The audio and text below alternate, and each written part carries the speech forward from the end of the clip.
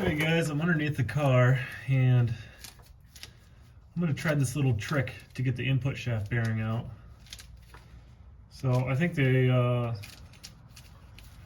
original trick is to use a piece of bread, but I'm going to try using some modeling clay.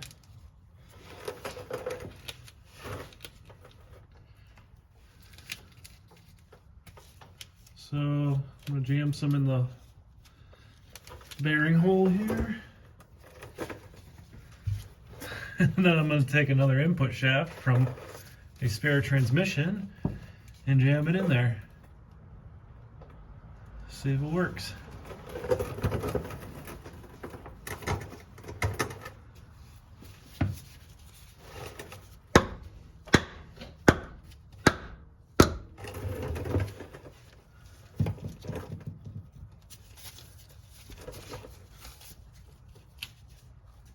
So nothing happened yet. Probably need some more clay.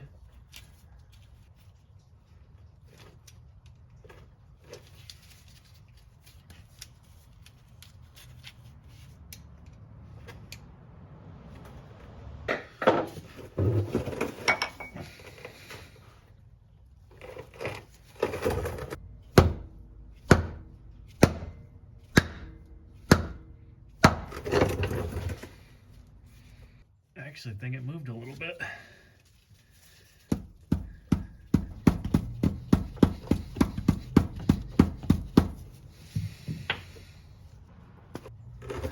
Yeah, it moved a little bit.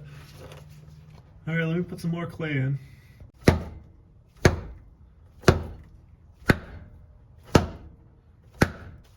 Well, it's working. I mean, it's not the most time efficient way, but if you don't have a bearing puller slide hammer combination, then this will work for you.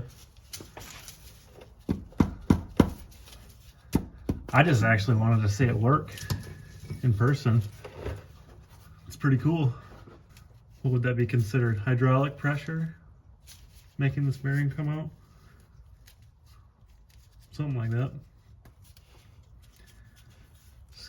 It's gonna be such a pain getting all this clay out of here, but it is what it is.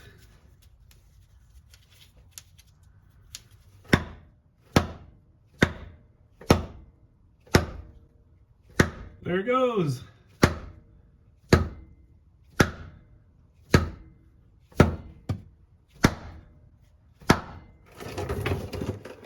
Well, it almost came out.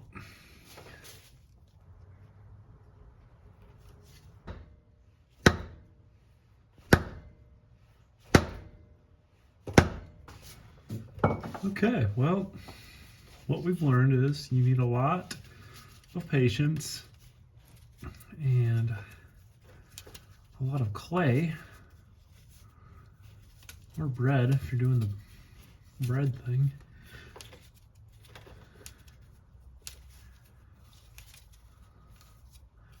But it does work.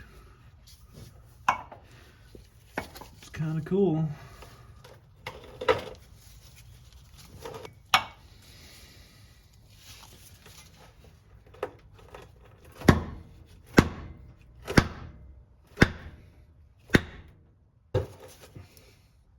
Oh, there it is. There it is, guys.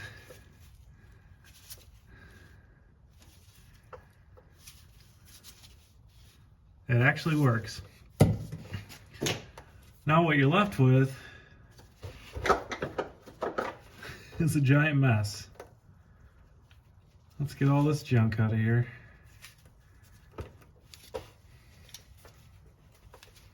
That's a lot of clay that it took.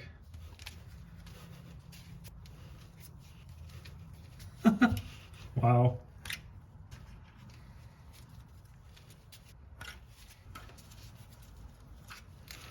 It's a pretty big chamber back there. This is how much clay it takes to get an input shaft bearing out, by the way. Alright guys, brand new input shaft bearing. I'm gonna put this in.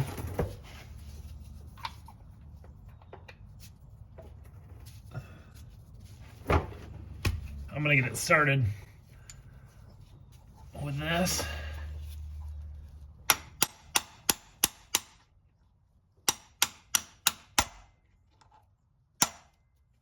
Okay. I'm gonna push it in the rest of the way with this 22mm socket. Make sure you're pressing on the outer race.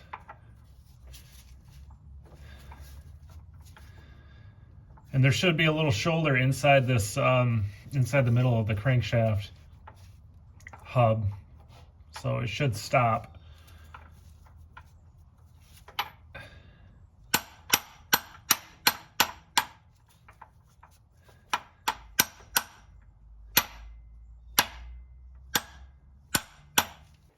There it is, guys.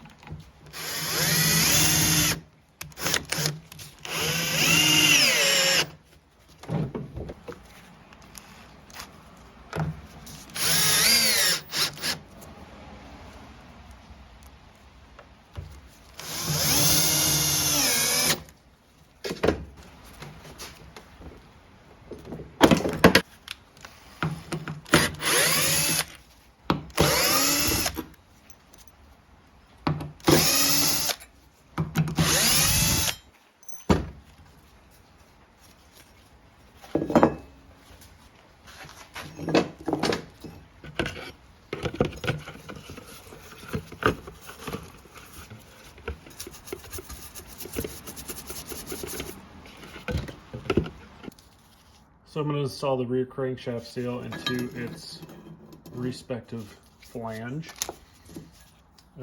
So Bentley says that they want the seal 1 to 2 millimeters deep in this flange, which to me just means flush with that little step there.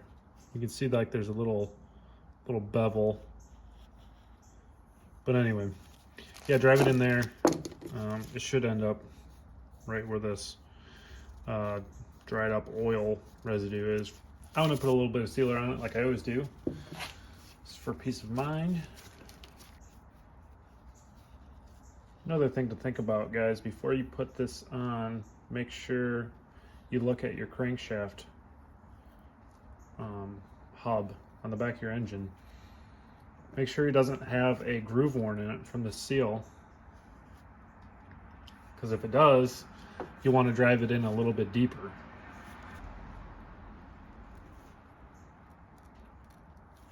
So I'm going to do my least favorite way of installing seals and tap around it until it's in.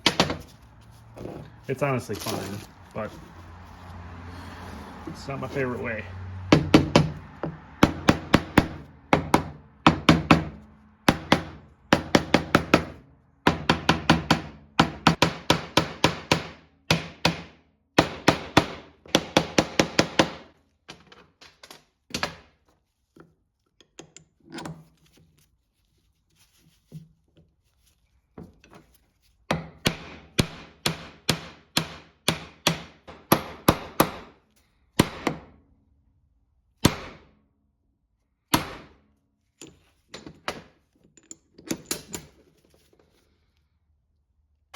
All right, guys, I think I got it where I want it here. So lines up with the witness marks on the back here. It's about a millimeter or two deep in the flange, and I'm happy with it. I'm gonna install it. Dress this gasket up. It's a steel gasket, but I'm gonna dress it up with this gasket sealer, just so it holds in place while I'm putting the flange on.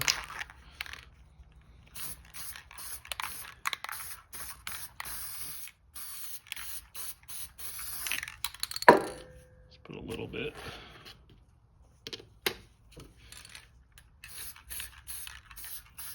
Oh man, this stuff stinks. I'm gonna stand it up, let it tack up a little bit. Then I'm gonna go into the car. So, okay, if you guys are doing the rear main, your seal should come with one of these. It just helps get the gasket on there without rolling the inner lip in. So chuck that on the crankshaft hub. And I'm probably going to put a little bit of silicone grease around it just for ease of installation. Better get that oil off here a sec.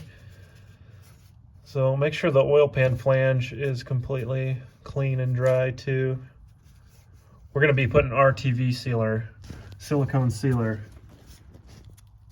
on this flange right here. And I know I just got done saying that I don't use RTV.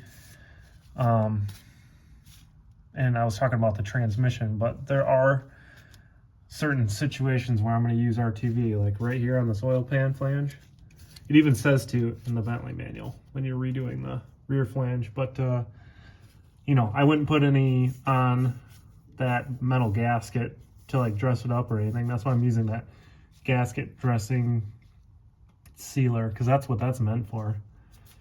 So yeah, let me get some RTV on here. I'm going to clean up the oil first, and then we're going to put the flange on with a new crankshaft seal.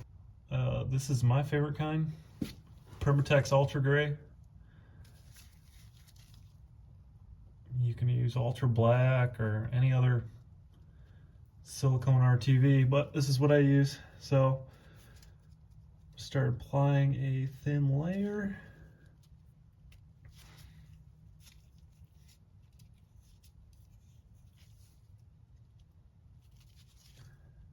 Don't go crazy on the RTV. You don't need that much. If you let the stuff, if you put too much on, it's going to squeeze off and end up in your oil pan and hopefully not clog up your oil pickup tube, but it's a possibility.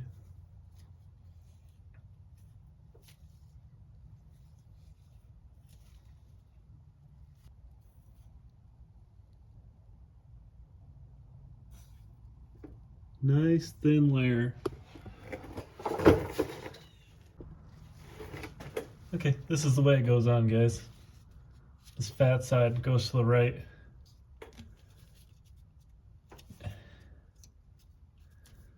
Get it pushed onto the dowels.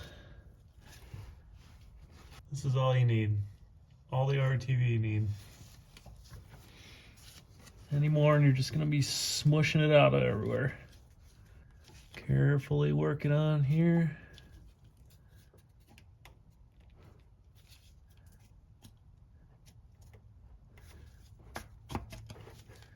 And she's on. Let's get some bolts.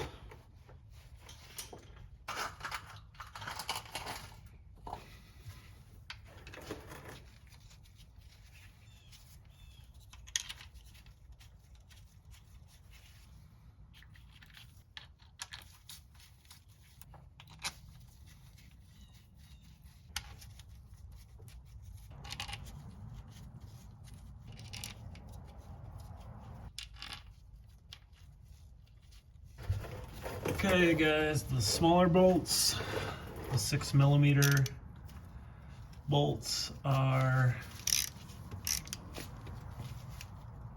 9 Newton meters.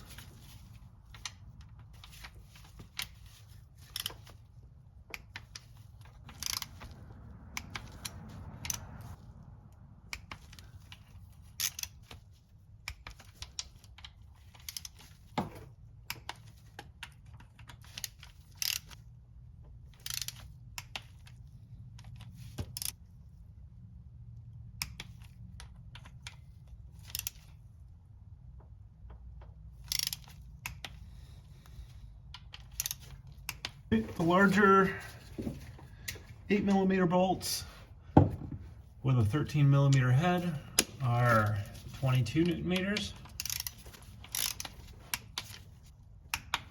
And rear main is done.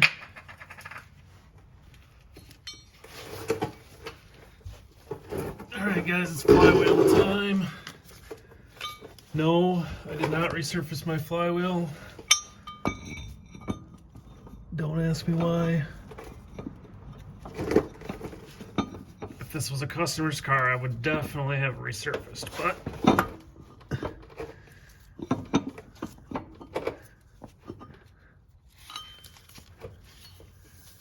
dowel goes in a slightly larger hole.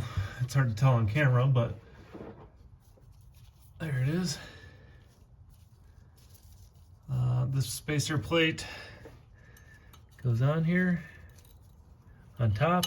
It's not really a spacer, it's just meant to distribute the torque of the bolts evenly across the surface of the flywheel. Loctite's got to go on these bolts. I keep saying Loctite, but I mean thread locker. I'm sure you guys know what I mean.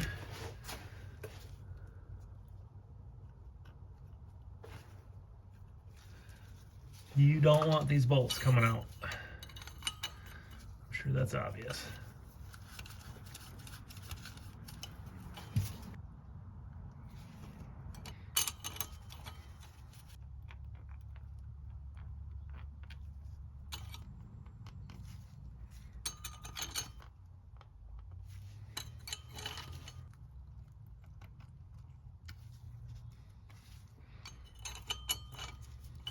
Okay, 19 millimeters. I'm gonna get them snug down and then we're gonna torque them.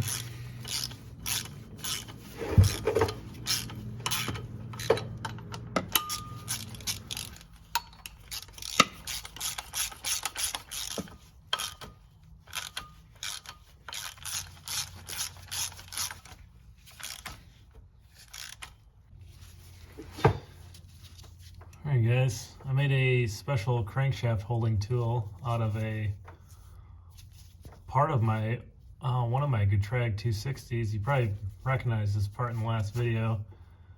It's like part of one of the selector rods. So coincidentally, it fits right over this dowel. And I took it over to my bench and picked up my angle grinder and cut some teeth out of it. So that's gonna lock in there like that. It's not perfect, but it'll do the job, I think. Let's see what happens.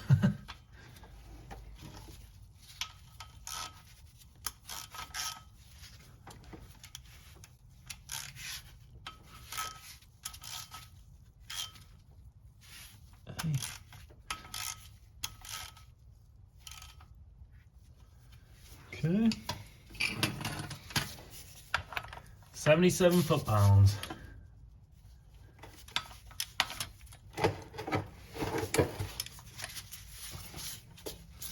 Back just a little bit.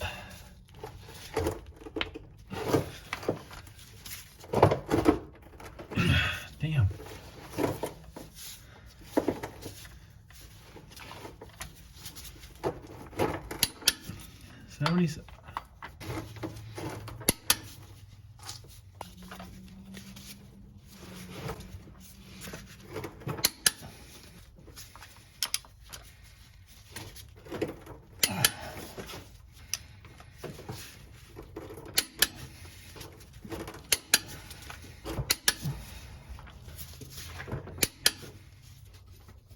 Okay, flywheel is torqued.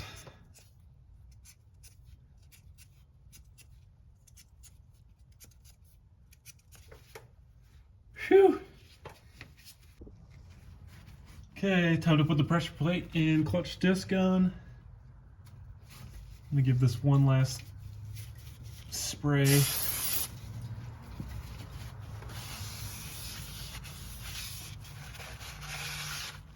Yeah, it looks bad, but it's really not. It's completely smooth.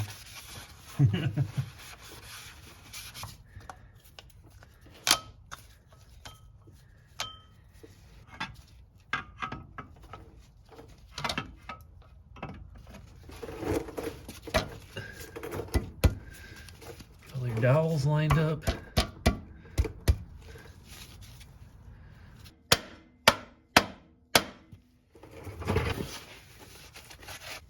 Alright, if you have the Allen headed bolts that take a 6mm Allen and they say 8.8 grade on them, that's 22 to 24 Newton meters.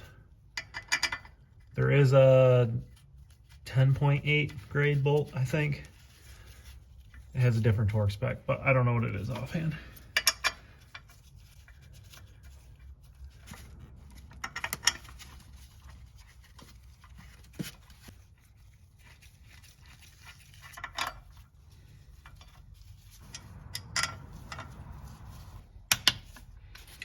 Okay, there's the first one torqued.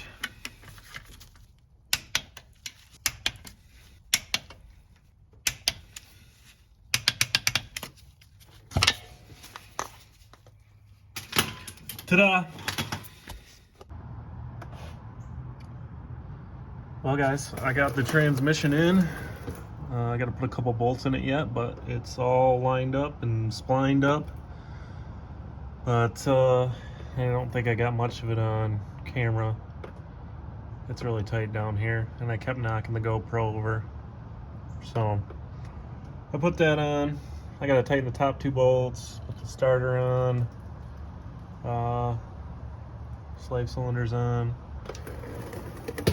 I put my short shifter in, my DSSR. This thing's very pretty.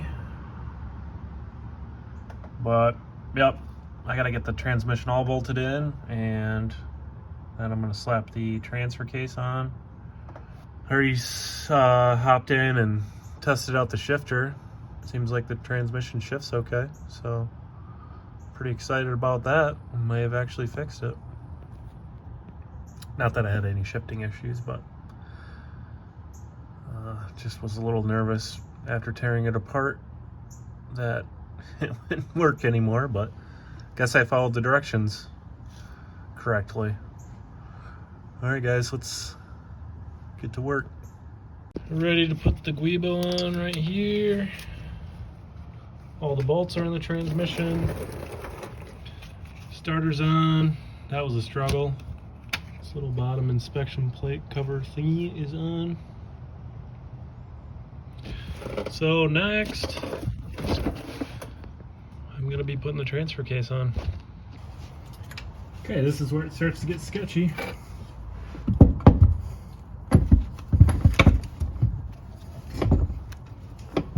This is called How to Be Sore for a Week When You're 35.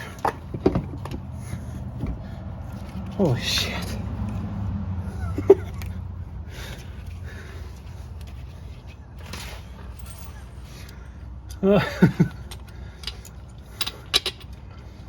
Put some bolts in before I shit myself.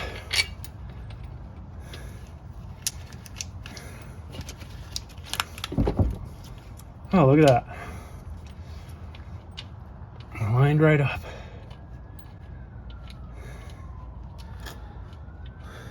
How cool is that? I can get myself a nice lift so I can stop doing this.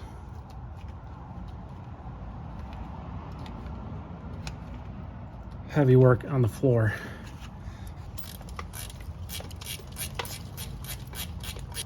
These bottom two bolts are the easiest. There's two up top, and I don't even want to think about them right now, but they're not fun to get to.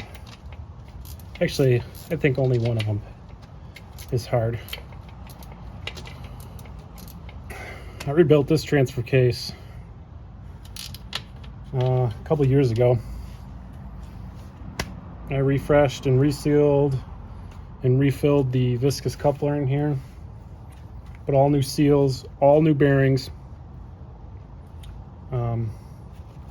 Bearings were fine, but I made a mistake of taking this apart and putting it in a hot tank. The bearings still installed. And they were very, very noisy when I put this thing back together, but I did it for a second time and redid all the seals.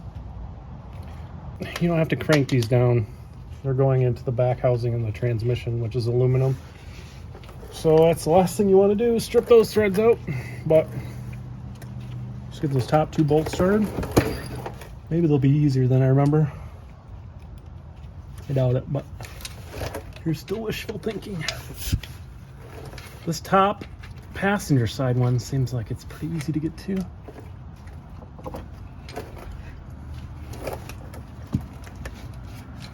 Oh, that's not even the bolt hole. It's a little farther forward. Pass the bolt off to my other hand.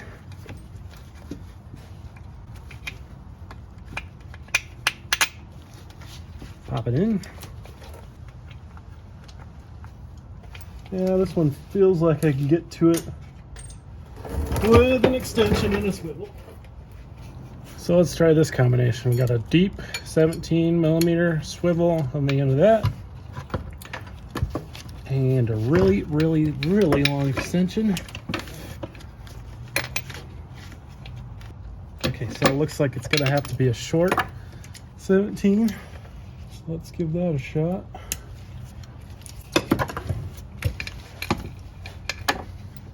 I remember one of these bolts, I got so fed up with it that I went through the shifter hole, but I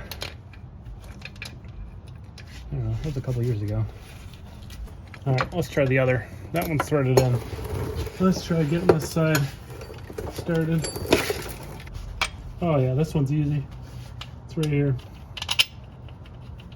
Right out in the open.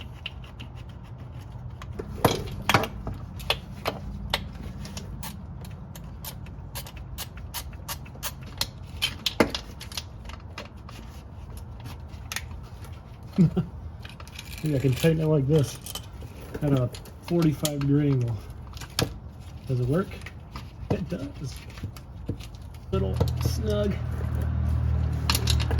Okay, that one's in. See if I can do the same thing over here. Hey guys, comment how you feel about working on a creeper on the floor underneath your car. Well, she's just about snug. As snug as I can get it with my fingers, so let's see if I can get one good crank on this thing at a really weird angle. There we go. There we go.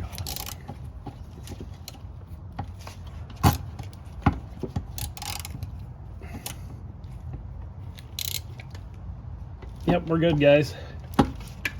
Hallelujah. The bolts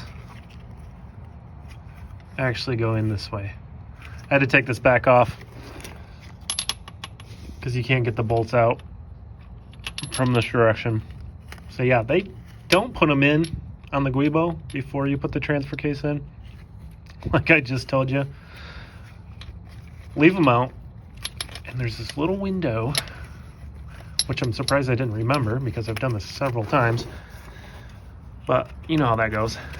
There's a little window in here for you to put them in. And then the nuts go on this side. So this has just been a public service announcement on E30 IX transfer case Guibo bolts, which I know there's very few of you guys doing this because there's not a lot of these cars left out there. But yeah, they go in this way. So here we are. So I'm gonna go ahead and put these bolts in, torque them down, and we'll be good to go. I've got the transfer case bolted up. I've got the flex disc, Guibo, bolted up. The mount bolt is put in to the transmission transfer case brace. And now I'm ready to put some bolts in it. I'm gonna go get some anti-seize. These things are dry and I don't want to strip these out. So get these things started carefully. If you strip them out, you're gonna be drilling them out and putting threaded inserts into the body. And that's not a bad time, but if you can avoid it.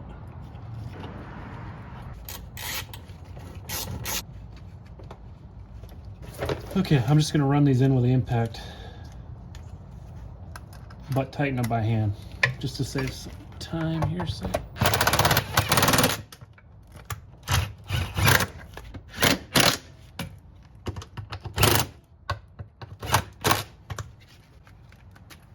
All right, let's make sure these are tight.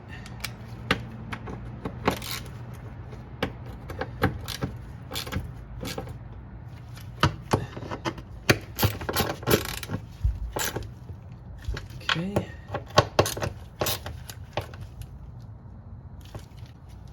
good.